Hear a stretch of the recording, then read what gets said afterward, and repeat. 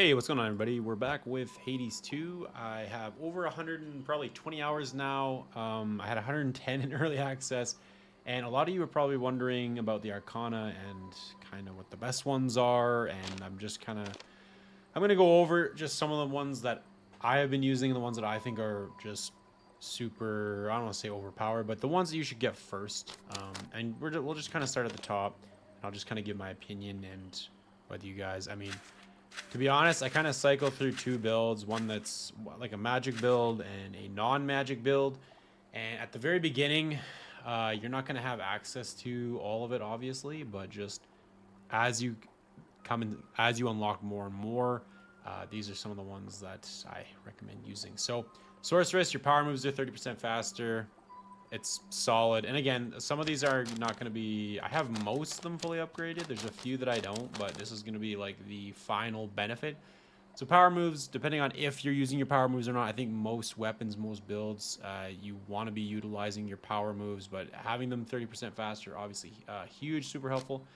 You have the Wayward Sun. After you exit location, restore 5 health. This is really strong, especially if you're taking damage often, and I'm no perfect player. I definitely take my fair share of damage, so having an extra 5 health really helps a lot. This one is super strong, the Huntress. While you have less than 100% magic, your attack and special deal 50% damage. That's an additional 50%. If you're getting this off the get-go, you're going to be just shredding enemies as long as you're using magic. So you kind of want to be balanced in using your magic. Make sure that, I guess, or rather, go with a, I guess, no magic build, in which case you would use up your magic and then just make sure that you don't have 100% so that you're doing the extra 50% damage. Regardless, at this thing at fully max, you're getting an extra 50% damage. It's really good. Anything that gives you a bonus in damage is super strong. Then we have Eternity. While you channel your power moves, everything moves slower for 1.2 seconds. That might not seem like a ton, but that is actually very strong. Being able to basically freeze enemies, allowing you to escape range shots, and allowing you to actually get your power move off, because it does take time to use your power move. So having that 1.2 seconds where everything moves super slow while you're charging up, super useful. And finally, we have, for the first row, we have the Moon. Your Hex also charges up automatically as though you use 2 magic every 1 second. This is kind of, if you're going for a Hex build, I don't think the Moon is that crazy, unless there's a couple things that, I want to say at least one thing that you'll get later on where you might want to use this, but I'm not saying hexes are bad or anything. I just, and again, this is 0. All you have to do is activate any surrounding cards. So this is just a nice little, I think, bonus Arcana card. In terms of the first row, I mean, the Huntress, Eternity, all of these are pretty strong. Honestly, the first row is pretty loaded. So yeah, we'll go on to the second row here. The Furies, you deal plus 30% damage to foes in your casts. So this one I was actually a little bit confused about at first. So it's not you standing in your cast. It's foes that are in your casts. You deal plus 30% damage. So again, if you have the Furies and you have the Huntress off the get-go, I mean, you're gonna possibly be doing an extra 80% damage if you don't have 100% magic. Then you also have, you're running around and basically planting your cast on enemies and then dealing damage to them. You're going to deal an extra 30%. This is really strong. Persistence. I think I have this on almost every build. Extra 40 health and 40 magic is just good. It's pretty self-explanatory. The Messenger, your casts momentarily make you impervious and you move 70% faster. That's really strong if you're going for a cast build. I still think it's pretty strong because impervious, you're invulnerable to damage, so whenever you're casting, you don't take any damage. So if you have like a power cast, you want to do your power cast, you're impervious while you're doing your power cast. So, and you're moving 70% faster. So this one's really strong. I think I have it on wow, I don't have that on any builds. That's insane. That is still a strong Arcana card. I'm honestly not sure why I don't have it on any of my builds, but for cast build, for sure, And again, you're impervious, so if you're worried about taking damage, if you think like an enemy is going to be, you know, a boss or something is going to do a ton of damage to you, you just boot up your cast, impervious. The Unseen, this is a huge one for any build in which you're spamming power moves or just spamming magic in general. You restore 10 magic every 1 second. Really, really strong at max upgrade. This is one of my favorites, I think. One of the ones that I use, I would say, the most. Knight. Don't actually use this too much. You have plus 50% chance to deal critical damage with each move in... I don't know why that might be a typo, actually. In an power combo. Pretty sure it's supposed to be in a power combo, but might be a bit of a typo there. This, it kind of depends. I'm pretty sure there are some aspects or weapons and boons that boost critical chance. But I mean, first of all, you have to have a ton of magic because you have to be getting off power combos, or you have to use weapons where their power moves in general just use a low magic so that you can actually spam the power moves in order to get that crit chance. That's going to be good for like the Sister Blades, and I'm trying to think. All I know is that the Sister Blades doesn't use much magic, so this would be a good one for that. But to be honest, I haven't used Knight much. I just don't do the power combo stuff a whole lot. It's just something I just haven't done, so not a huge opinion on that one. The Swift Runner, your sprint is 10% faster and lets you pass through most foes in your way. I usually equip this one. I do like having a quicker sprint. I mean, 10% is not that much. But being able to actually pass through foes is huge. Like, if there's... Like, I'm playing on... I don't know, I've reached, like, 12 to 15, 16 fear now. I'm starting to try and do 16 fear. And usually I have the hordes, the horde modifier, where I'm just fighting so many enemies, and if you're not able to move through them to get to a specific spot or a safe point, and you just get stuck, you'll just get blasted with damage. So I do like the Swift Runner for that purpose. Death, it's hilarious. It's crazy. In the first game, I was all about Death Defiance, and now I do not use this ever. I don't use Death ever. When you're first starting out, Death will probably be useful because, again, you revived 40% of your health. It's actually pretty good. I just don't use it because I'll actually skip down to the bottom row. I use Strength, where while you have no Death Defiance, you take minus 40% damage and deal plus 20% damage, which is just really good. It's just really good. You're dealing more, you're taking less, and that's why I don't use this at all, really. Kind of crazy because... this is still really good, but I would use this until you get strength.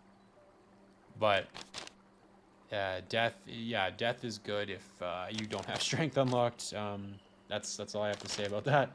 The Centaur, this is 0. You gain plus 5 health and magic whenever you pass through 5 locations, and you just have to activate cards that use 1 through 5. It's I mean, it's just, again, it's a nice little bonus one. I wouldn't say it's necessary, but the extra health and magic don't hurt. This one is one of the best in the game for sure. Origination, you deal plus 50% damage to foes with at least 2 curses from different Olympians. That's so good, man. It's so good. So you basically just have to apply, by curses, they mean like Olympian boon curses, like freeze and scorch them, or hitch and lightning bolt them, blitz them is what Zeus's boon does.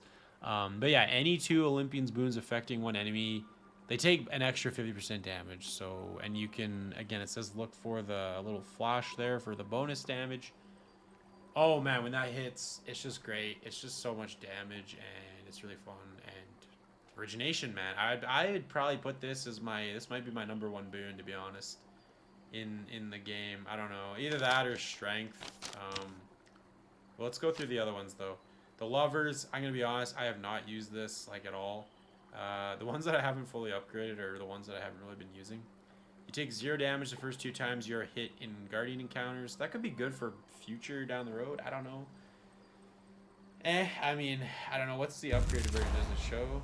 Oh yeah, it goes to 3 times. So 3.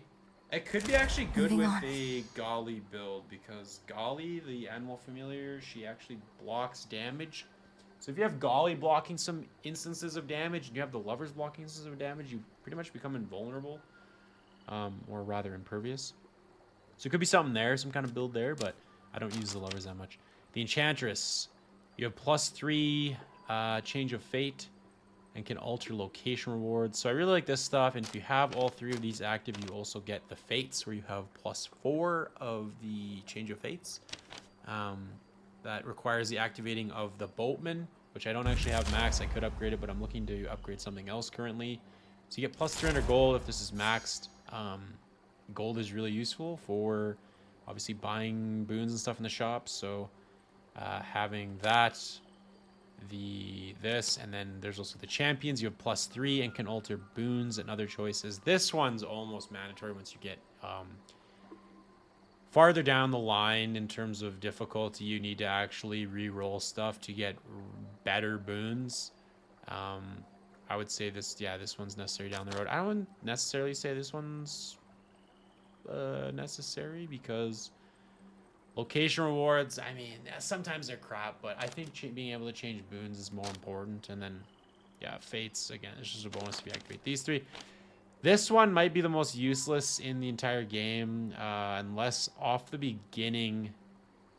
Like, it's crazy because I don't know if this was out when I started. I think it was, but My altar. You have 1 chance this night to turn any minor find into a major find. Insights. And it goes 2, and then I imagine 3 times. So minor find rewards that grant resources such as, I don't even know what those are called. I think bones, and I don't know what the white stuff is. Ash, I think. Found in some locations with, yeah. Rewards that grant powers such as boons.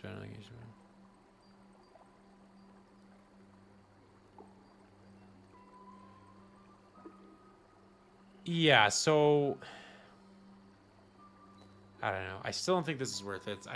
I'm just thinking that, so like a minor find is just, I'm pretty sure resources, major find is boons or whatever. So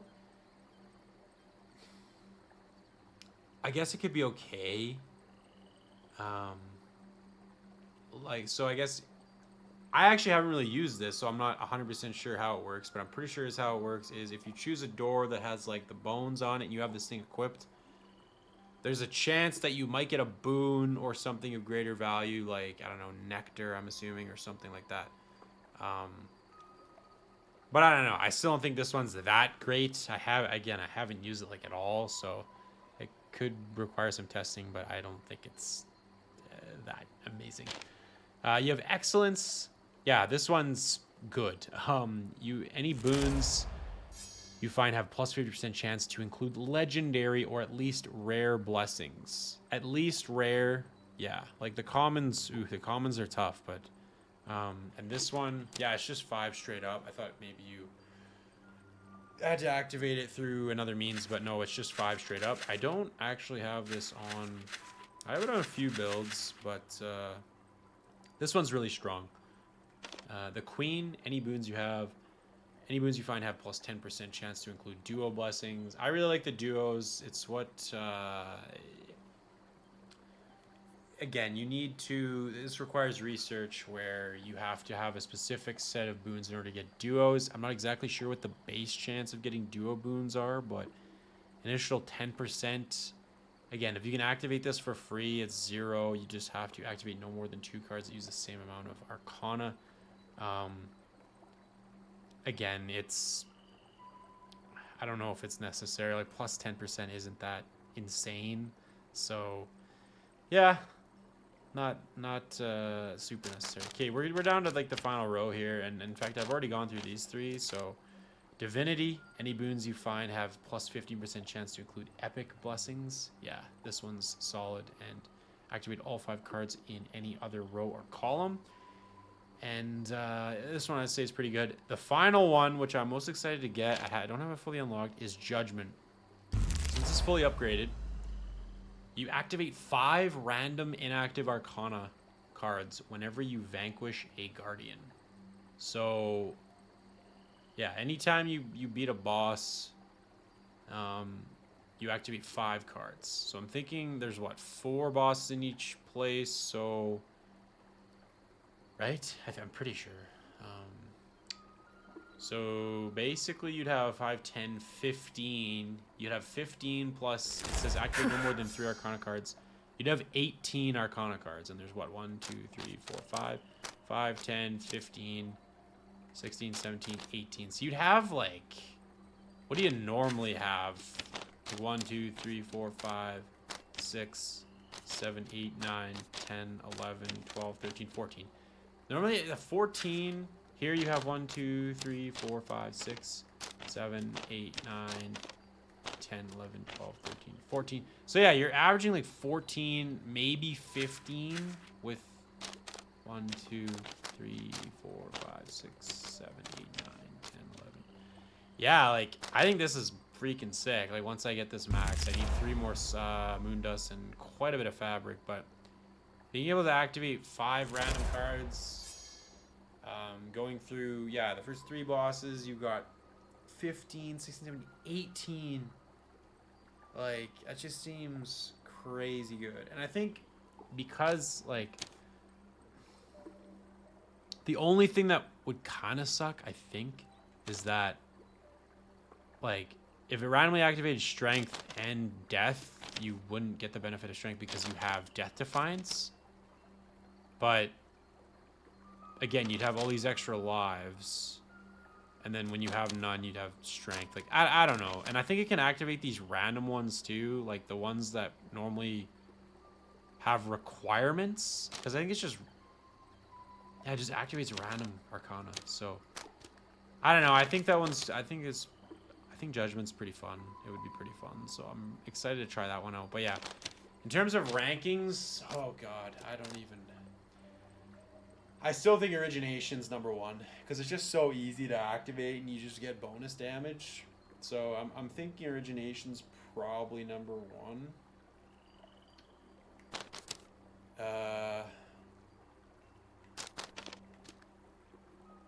I think number 2 is probably Strength, just because taking minus 40% damage and dealing 20% is just really good. Like, really, really good. I'd put that in my number 2. Number 3 would probably be, I want to say the Huntress or Persistence for 3. And, or actually maybe the Unseen for 3. Yeah, I'd say Unseen for 3, and then I'd go Huntress 4. I don't know, it's a toss-up between these two. I might actually put this at 3, because again, that's just another 50% damage boost. The only condition, the magic condition, I mean, that's not that hard to meet either. You just have to be spamming like magic, basically, which, believe me, isn't hard to do. So Huntress probably 3, Unseen 4, Persistence 5. Yeah, that'd probably be my top 5 moons, I think. But yeah, I guess that's pretty much it. So let me know what you guys think of my ranking, if you think I'm totally out to lunch or what. But that's what I believe to be the strongest. And then I don't know about Judgment. Judgment will take some... This who knows? This could make it to my top 5 depending on, I guess, kind of how it looks. Because in theory, like, you'll have almost all of the Arcana cards activated once, you know, you're at kind of the final confrontation of whatever route you're going on. Because yeah, I'm pretty sure there's 4 bosses in each, so by the time you're heading up to the 4th, you're gonna have like 18 Arcana cards. So that's pretty insane. But that's all I got for you guys. My god, it's almost 20-minute video talking about Arcana cards. Holy crap. Alright, thanks for watching, guys. I'll see you in the next one.